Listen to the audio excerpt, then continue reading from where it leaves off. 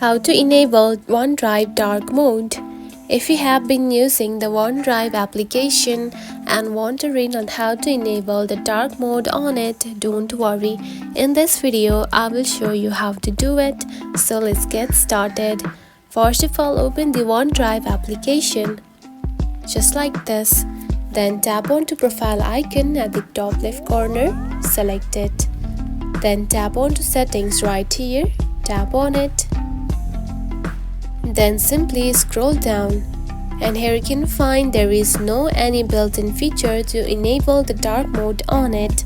Now you need to enable the system dark mode onto your phone, so use your dark mode of your mobile phone.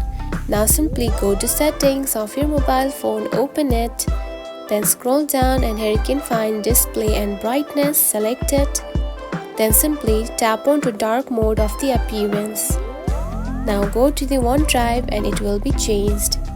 And now you can see it has been changed. And that's it. This is how you can enable OneDrive dark mode. If you found this video helpful, don't forget to like and subscribe for more tips. Thanks for watching.